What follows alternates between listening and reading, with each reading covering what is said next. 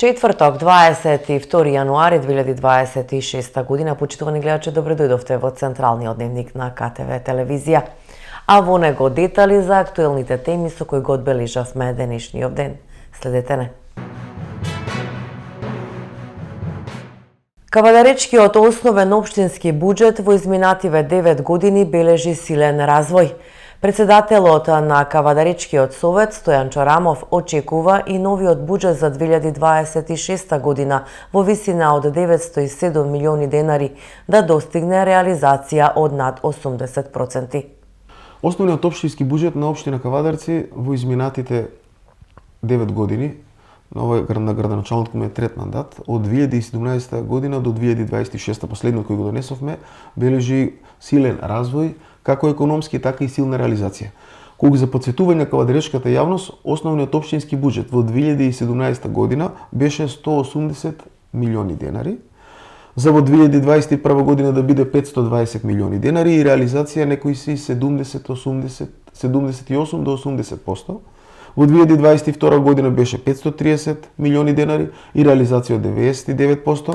Во 2025 година последниот буџет беше 740 милиони денари, каде што имавме реализација од 82%, а буџетот за 2026 година е 907 милиони денари и се надевам дека и оваа година ќе имаме одлична реализација на буџетот. Впрочем, во пета година како председател на Советот на општина Кавадарци, нашите буџети имаат реализација од самото проектирање над 80%, што укажува дека општина Кавадарци се движи во правилна насока во креирањето на самите буџети, пред се тоа се гледа во однос на реализацијата и би одел денчекор понатаму, тоа се гледа и во однос на имотот како јавен капитал на општина Кавадарци, да ја потсетам кавадаречката јавност. Имотот на општина Кавадарци во 2017 година беше 800 милиони денари, за истиот во 2025 година да биде 3 милиарди и 200 милиони денари. Тоа значи 4-кратно зголемување на општинскиот имот на општина Кавадарци, што укажува дека градоначалникот, Советот на општина Кавадарци се движат во права насока и токму во таа права насока овозможува 4-кратно зголемување на имотот на нашите сограѓани, затоа што тие и советниците, и градоначалникот, и председателот на совет се политички функции од кои секој си имат природен тек, си имат свој почеток и свој крај. Меѓутоа, тоа што ќе остане е тоа пошто се памти, а тоа е дека и во наредните 4 години ќе продолжиме во правец на зголемување на општинскиот имот, за да направиме тоа што го знаеме и тоа што го ветивме во самата политичка програма, го реализираме и утре, после завршеткот на нашите политички години, да испаднеме со крената глава пред нашите сограѓани. Утринава изби пожар во магазински простор во стариот комбинат во Кавадарци. Територијалната противпожарна единица Кавадарци со брза и навремена интервенција спречи проширување на останатите објекти. Денеска во раните утрески часови во 6:20 во стариот комбинат Страшо Пенџер настана поголем пожар, при што беа зафатени две хали за магазински простор и една фабрика за текстил. Навремено и брзо е интервенирано со 3 возила од страна на територијалната противпожарна единица на општина Кавадарци, со 3 возила и 9 пожарникари. Пожарот е навремено изгаснат и е ставен под контрола, притоа не е дозволено проширување на пожарот на околните објекти. За среќа нема повредени, нема настаната голема материјална штета. Моментално екипата е уште на терен, врши догасување и контрола на пожарот. Еден апел до граѓаните: кога ќе настане пожар, според закон секој е обврзан да гасе, притоа треба да внимава да не се повреди себе или друзите околу себе, а потоа да се јави на 193 и притоа многу е битно дојавата да биде навремена, кратка и јасно, за да може на побрзо и навремено да се интервенира. Значи секој пожар се гаси у почетна фаза, така наречено секој пожар се гаси со чаша вода во почетна фаза. Продолжува урбанизацијата во кавадаречките рурални средини. Се реконструира главниот цевковод за вода за пиење на релација Страгово-Крњево. Во тек е реконструкција на главниот цевковод за вода за пиење на потегот Страгово-Крњево со дуктилни цевки во должина од 6,5 километри. Во рамките на проектот ќе се изгради и нова хлораторна станица. Ова е прва реконструкција на овој дел од системот по пуштањето во употреба на системот за водоснабдување Лукар. Проектот е финансиран од Министерството за транспорт, а финансиската вредност на истиот изнесува 20 милиони денари. Градоначалничката на Неготино Марија Нацева го осуди труењето и суровото постапување со кучиња. Таа ги повика надлежните институции да излезат на терен, да се направат стручни постапувања и да се санкционира секој сторител. Општина Неготино со загриженост ги следи пријавите и сведоштвата за труење и сурово постапување со кучиња во Неготино. Градоначалничката Марија Нацева ова најостро го осудува. Според неа, вакви дејствија не смеат да се случуваат во градот во кој живеат. Законот за заштита и благосостојба на животните е јасен, а намерното труење и мачење животни представува сериозен прекршок и ваквите дејствија можат да повлечат и кривична одговорност, согласно важечките закони. Општина Неготино нема да молчи и да стои настрана. За овие случаи доставени се информации и пријави до надлежните органи и се очекува институциите да постапат итно и решително. Во оваа постапка клучна е улогата на Министерството за внатрешни работи, инспекцијските служби, вклучително и Агенцијата за храна и ветеринарство. Нацева ги повика сите надлежни институции да излезат на терен, да се направи стручно постапување и да се санкционира секој сторител. Се апелира и до сопствениците на миленици да бидат одговорни, да ги чуваат своите животни во безбедни услови и да не ги пуштаат без надзор. Напуштањето на миленици и нивното оставање на улица е неодговорно и недозволиво. Овде не станува збор само за благосостојба на животните. Расфрлан отров на јавна површина е сериозна закана за јавното здравје и безбедноста на граѓаните, особено на децата. Градоначалничката испрати апел и до сите жители да пријавуваат веднаш во полиција ако забележат сомнителни материи или труење и да не допираат сомнителни остатоци на јавни површини. Единствено со заедничка реакција и координација може да се спречат нови случаи. Неготино мора да биде град на ред, безбедност и одговорност за луѓето и за животните. Како локална самоуправа, ќе продолжат да инсистираат на системско и хумано решавање на проблемот во рамките на законските надлежности. Дали Филипче ја подготвувал продажбата на клиничката болница со зголемување на буџетот на истата? Според информациите кои ги поседуваше партијата на власт, оваа клиничка болница има најдобар буџет токму кога СДС биле на власт.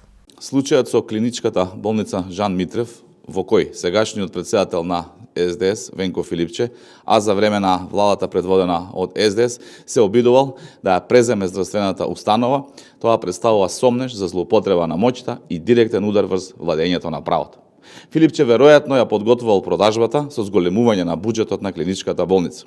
Според информации до кои дојде ВМРО ДПМН, оваа клиничка болница има најдобар буџет токму за време на владата на СДС, поточно кога Венко Филипче бил власт. Што велат бројките? За 2015 година буџетот е 361 милион и 600 денари. Истиот се зголемува во 2017 година на 406 милиони и 600 денари, а во 2018 година повторно се зголемува на 457 милиони денари. Во 2019 година има уште едно поголемо зголемување или 612 милиони денари, за во 2020 година достигна 682 милиони денари или скоро 11 милиони евра. Еве ги податоците и за наредните години. За 2021 година 602 милиони, денари, за 2022 година повторно 602 милиони денари, за 2023 година околу 548 милиони денари, за 2024 година околу 515 милиони денари, а во 2025 година или минатата година тој е намален на 479 милиони 883 илјади денари. Бројките се повеќе од јасни. Филипче правил огромен прилив на средства кон клиничката болница Жан Митрев. Замислете, сето ова го правил човек кој требало да ја креира здравствената политика и кој бил директно одговорен за функционирањето на здравствениот систем. Филипче, наместо грижа за граѓаните, се занимавал која болница да ја преземе, како да изнуди од собственикот со нудење на помош за судска постапка, што пак укажува за некакво целосно влијание врз системот. Со години слушаме за апетитите на другарите на Заев и Филипче и кон приватниот здравствен сектор. Несомнено дека јавното обвинителство има многу работа. Обвинителството мора да се ангажира за овој и слични случаи. СДСМ со објава над 1000 токсични наслови од медиумските кујни на ВМРО. Сето ова според нив се прави за да се дефокусира јавноста од вистинските јавни проблеми. Она што денес го представуваме е токму тоа. 1000 наслови за сите да се прашуваат зошто нешто се случува. За секој зошто има одговор за тоа. Денес сакавме да ви ги представиме дел од 1000 токсични наслови што успеавме за ова кратко време од вчера да ги собереме. И мора да кажам, не беше воопшто тешко, бидејќи ова само мал дел од она што медиумскиот октопод на ВМРО го произведе за толку краток период. Погледнете, вака изгледа секојдневието на СДСМ, моje лично. Вака се будиме, вака заспиваме, вака функционираме. Со ова се бориме секојдневно. Невистини, лаги, хајки, линч, навреди и така натаму. И во ова се вложени милиони евра. Ова е нивно разоткривање. Зошто власта го прави ова? За дефокус од вистинските реални проблеми. Кога започна да се зголемува интензитетот на нападите врз мене и врз СДСМ, кога откривме дека постои договор мигранти за пари, кога почнавме да објавуваме бомби, 161 тендер за една фирма, 52 милиони евра преку општините, 9 милиони евра за фирма со 20 вработени, 1,2 милиони евра преку пошта. Се за ортаците на Мицкоски. Кога кажавме дека не достига милиарда евра, а сега, за жал, веќе не достигаат 2, а јануари се уште не е ни завршен. Најжестокиот удар врз нас започна по нашата објава за Алфа ТВ и нивната поврзаност со цела мрежа, што оди преку Белград, СНС, па до Будимпешта и Орбан. И тргнаа со сите сили врз нас. Во Сдруженијата новинари гледавме последен зрак, надеж, дека ќе можат да се одбранат притисоците на ВМРО и да застанат на страната на вистината. Се уште чекаме одговор за поднесените 8 представки за навреди од страна на Геровски. 5 скриени светови на волшебниците на Александар Ресавски, промовирани во библиотеката Феткин. Ова е трето дело од серијата Авантурите на Виктор, а авторот најави уште 2 проложенија. Во последните 7 дена, трета работна ден, трета промоција на книги на роднокрајни автори. Вечерва правиме промоција на третата книга на Александар Ресавски со наслов 5 скриени светови на волшебниците, или поточно втора наша книга, каде што издавач е библиотека Феткин Кавадарци, или трета негова книга од серијата Тајните на Виктор. Нема да застанеме, ќе одиме со истото темпо, веќе имаме договорено уште неколку книги, така да се надам дека ова 26-та година ќе не биде уште поплодна од претходната. Станува збор за магична и волшебна приказна, станува збор за свет за Виктор, кој што во мојата прва книга започнува за младо момче кој што е оставено во дом за деца без родители, но подосна неговата баба се враќа кај него, го зима во волшебното село Блур Барбаријан и волшебната приказна започнува. Колку авантурите на Виктор може да ги наречеме кавадаречки Хари Потер? Па, може би не има нешто приближно, но сепак станува за волшебен свет многу поразличен од тој на Хари Потер. Ова е трета, да, ќе има и четврто и пето продолжение. Се надевам дека до крајот на годината ќе има уште четврто издание и здравје понатаму наредната година, може би петиот дел. Освен ваквите волшебни светови, да не планираш да смениш малку жанрови? Па, во план сум. Првично сакам да ги завршам овие волшебни приказни, па подосна може би ќе се ориентирам за нешто трилер мистерија. Упорно го користи зборот приказни, дали станува збор за поврзани нешта? Да, тоа е серијал.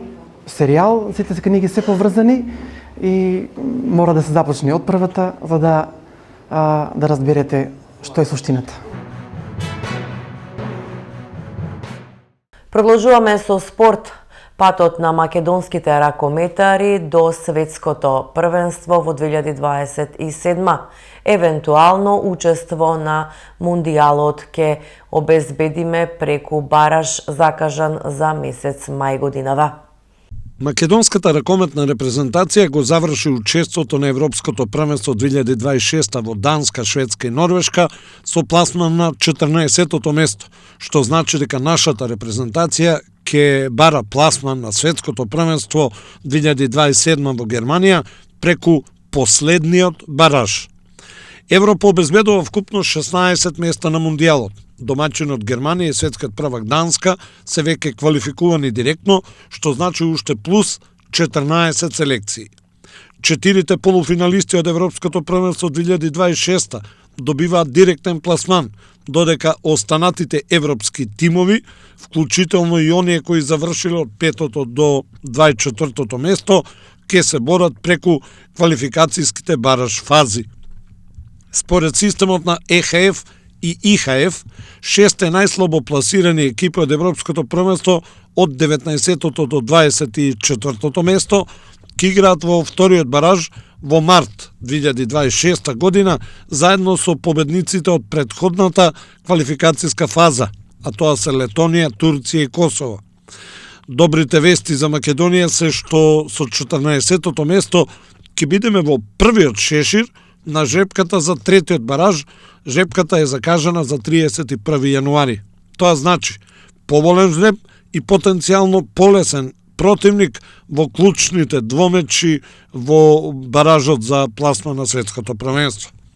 Според досегашниот пласман на Европското првенство, во вториот бараж ќе играат Босна и Херцеговина, Косово, Грузија, Израел, Украина, Словачка, Србија, Литванија, Полска, Летонија, Турција, Романија, Грција, Белгија и Финска, Црна Гора. Победниците од овие дуели плюс Чешка и Италија ќе се пласираат во третиот бараж, каде за противници ќе ги добијат следниве репрезентации: Франција, Хрватска, Шведска, Норвешка, Португалија, Исланд, Унгарија, Швајцарија, Шпанија, Словенија, Фарските острови, Македонија, Холандија и Австрија. А се разбира, од овој список ќе бидат исклучени полуфиналистите. Третиот бараж ќе се игра на 13 и 16 мај годинава. Светското првенство во Германија ќе се игра од 14 до 31 јануари 2027 година во 6 германски градови: Магдебург, Келн, Штутгарт, Хановер, Минхен и Кил.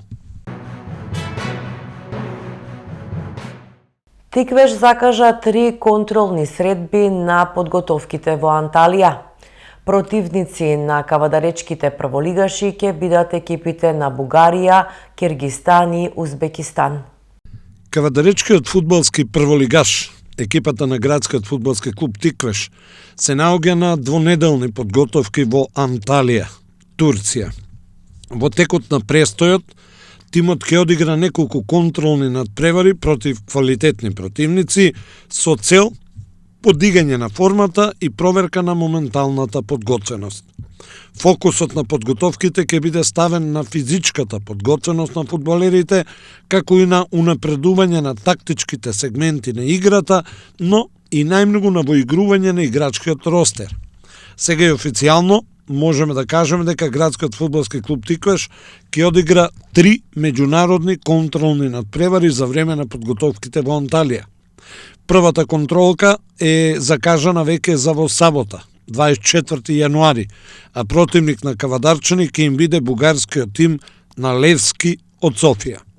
Во вторник, 27 јануари, Кавадарчани ќе играат со киргистанскиот представник екипата на Токтогу. И во петок, 30 јануари, пред враќањето за Македонија, Тиквеш ќе одигра надпревар со представникот на Узбекистан, екипата на Квизилкум. Надпреварите ќе бидат одлична проверка на формата пред продолжението на сезоната.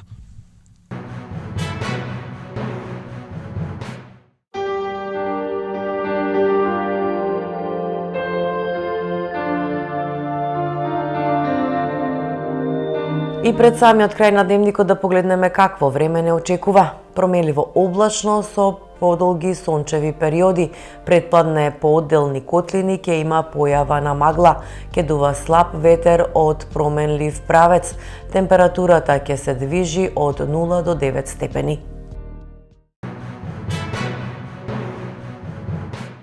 Гостеевте централниот дневник на КТВ телевизија. Ви благодариме на вниманието и ви посакуваме пријатни мигови со остатокот на програмата.